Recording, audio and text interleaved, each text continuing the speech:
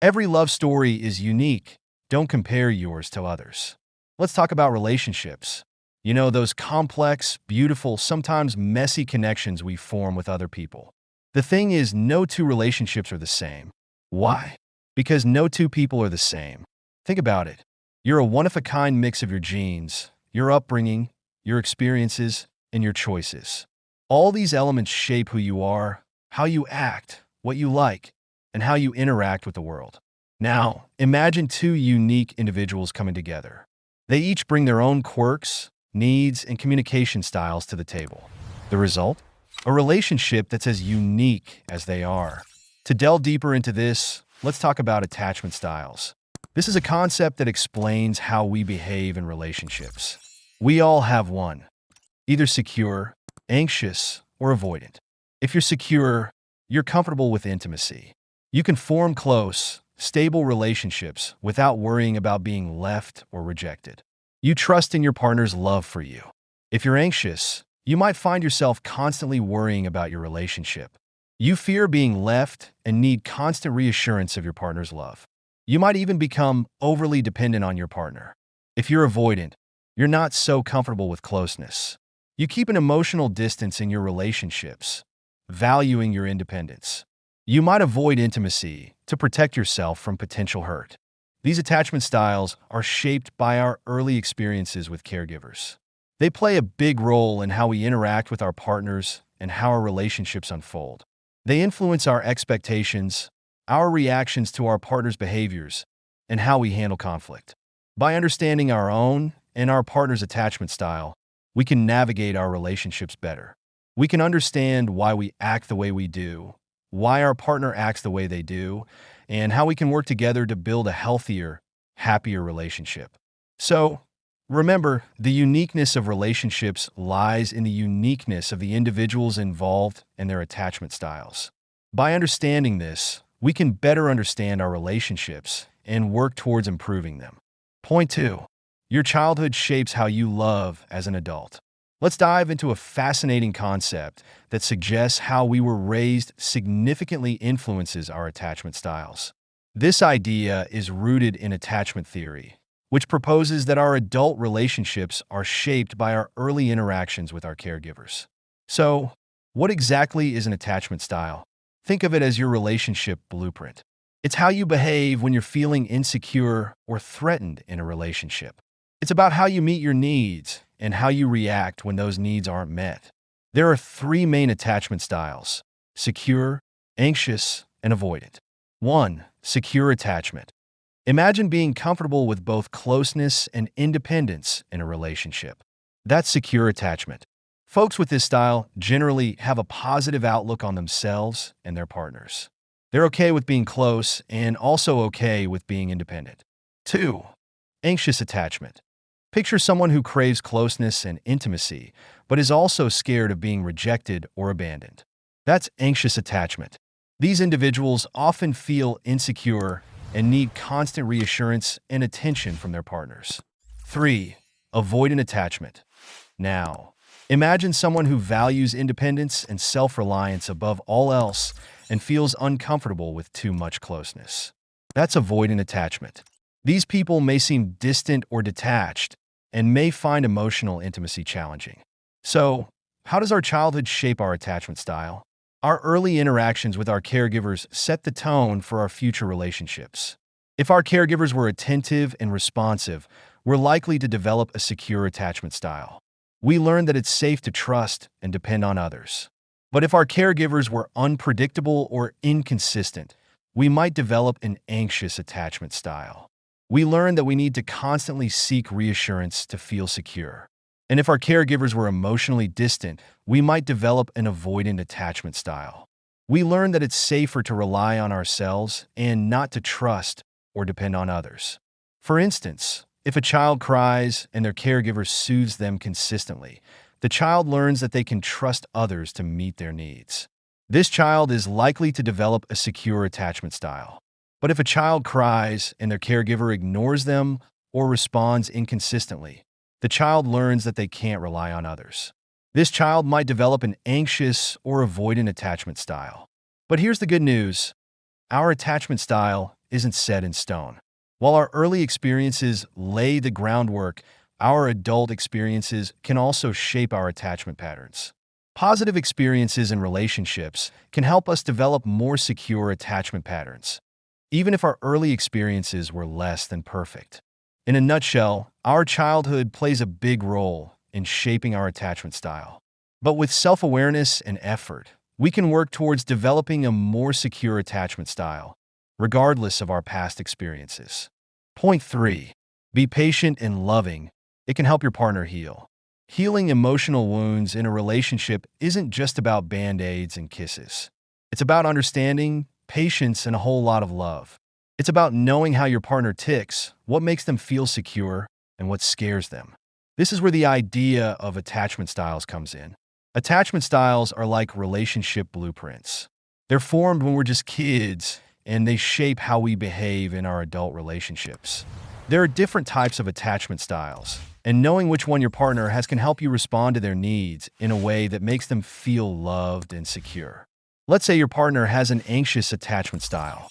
They might often feel insecure and need a lot of reassurance that you're there for them. Instead of getting annoyed or brushing off their worries, you can help them heal by showing them love in a way they understand. This could be through kind words, spending quality time together, doing things for them, physical affection, or even gifts. The key is to find what speaks to them. On the flip side, if your partner has an avoidant attachment style, they might value their independence and feel uneasy with too much closeness. Here, healing might mean giving them their space and not taking their need for independence personally. So, how do you figure out your partner's attachment style? Pay attention to what they say, how they act, and how they react. Ask them open-ended questions about their fears, past relationships, and how they feel about closeness and distance. This will not only help you understand their attachment style, but also show them that you really care about their needs. Once you know your partner's attachment style, be patient and consistent in meeting their needs. Remember, change doesn't happen overnight, and healing takes time. It's also important to remember that their attachment style isn't a flaw or something that needs fixing. It's just a part of who they are. By understanding and accepting this, you can create a safe and supportive space where your partner feels loved and secure. Here's a little exercise that can help both of you feel more loved and valued. Each of you should write down 20 things that make you feel loved, then swap lists. This can serve as a guide for how to show love in a way that resonates with each other, helping to heal wounds and strengthen your bond. In a nutshell, healing your partner's emotional wounds with love and patience is all about understanding their attachment style, responding to their needs in a way that resonates with them, and consistently showing your love and commitment. It's about patience, understanding, and a genuine desire to see your partner flourish. Point 4. Got relationship anxiety? There are ways to cope. Let's talk about love and relationships, but more specifically, let's talk about attachment styles. You see, we all have a certain way we behave in relationships, and this is largely influenced by our attachment style.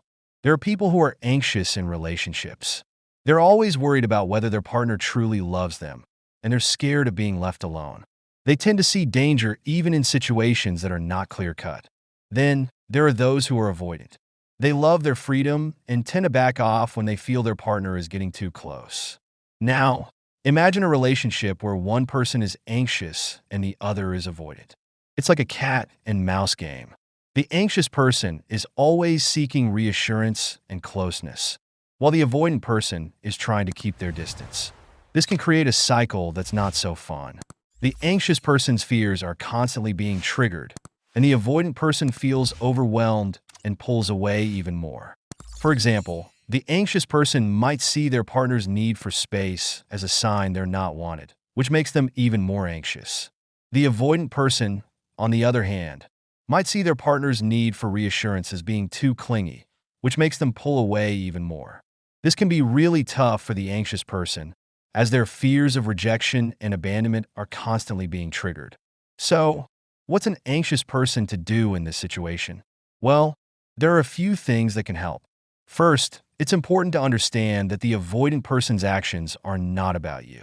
They're not pulling away because they don't care about you, but because they're uncomfortable with too much closeness. Second, try to stay calm and not jump to conclusions. When you feel your anxiety rising, take a moment to breathe, go for a run, or do something that helps you relax. Remember, your interpretation of your partner's actions might be influenced by your anxiety. Third, talk to your partner about your feelings, but do it in a way that doesn't blame them for how you're feeling. Instead of saying, "You never spend time with me, you don't care about me," you could say, "I feel loved when we spend quality time together. Could we plan a date night this week?" Remember, you and your partner are on the same team. By understanding each other's attachment styles and communicating openly, you can work together to build a healthier, more secure relationship. Point 5. Don't avoid issues. Face them to build trust and happiness. Let's talk about a concept that's pretty central to understanding how we connect with others: the idea of overcoming avoidance to bask in the joy of trust. This is all about attachment styles, specifically the avoidant one, and how it shapes our relationships. Imagine someone who's got an avoidant attachment style. They've got a whole toolkit of strategies to keep their attachment system in check. They might dodge commitment, nitpick their partner's minor flaws, flirt without thinking about their partner's feelings, keep their love to themselves, or steer clear of getting too close physically. It's not that they're trying to be mean, it's more like a defense mechanism.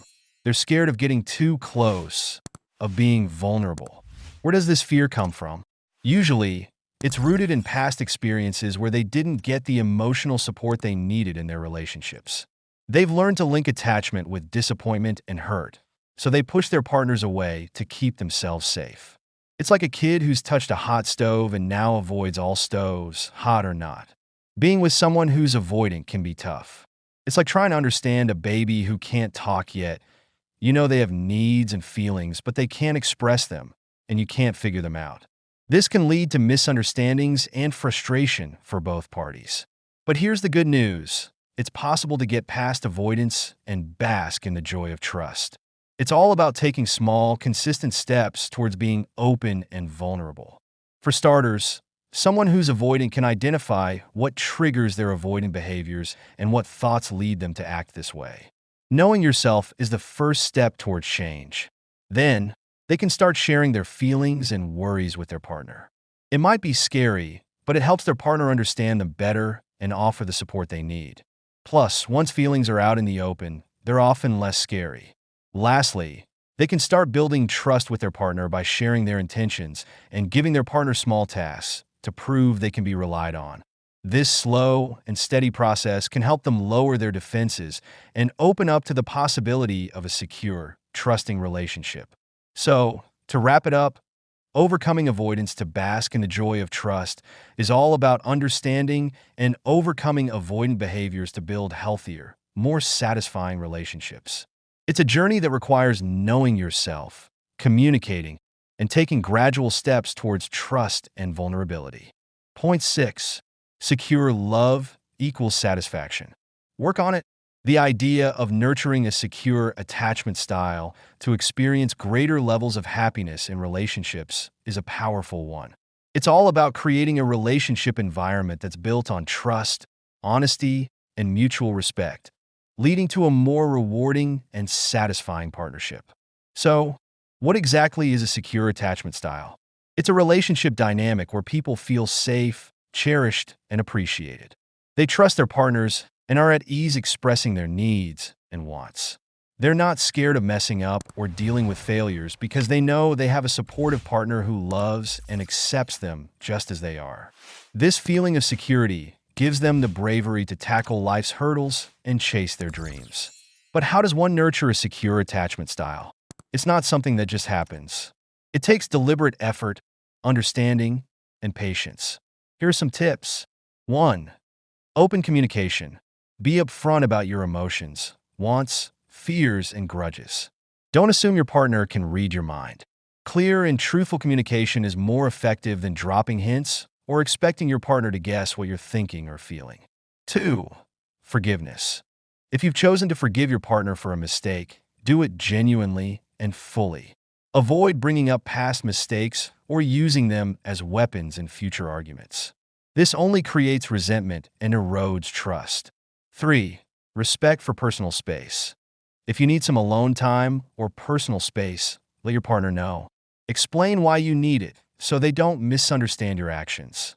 Being clear and consistent in your actions helps your partner feel secure. Nurturing a secure attachment style can create a supportive environment for both partners to grow and flourish. It also has a domino effect. When you're in a secure relationship, you gain positive experiences that shape your view of the world. You become more empathetic, tolerant, and loving. This not only improves your personal life, but also positively impacts your interactions with others. What's more, this secure attachment style can be passed down to future generations. By demonstrating a healthy and secure relationship, you show your children how to build and maintain satisfying relationships in their own lives.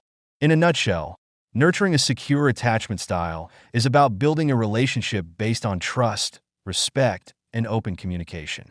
It's about creating a safe haven where both partners feel loved, valued, and secure. This not only leads to greater satisfaction in the relationship, but also contributes to personal growth and a positive outlook on life. Point 7. Conclusion. Understanding your attachment style is key to building healthy and fulfilling relationships. Whether you're anxious, avoidant, or secure, recognizing your patterns can help you navigate your interactions with others more effectively. Anxious individuals often crave intimacy and fear abandonment, while avoidant individuals value their independence and may struggle with closeness. Secure individuals, on the other hand, are comfortable with intimacy and are reliable in relationships. By identifying your attachment style, you can better understand your needs and reactions in a relationship. This awareness can help you communicate more effectively, set appropriate boundaries, and choose partners who complement your attachment style.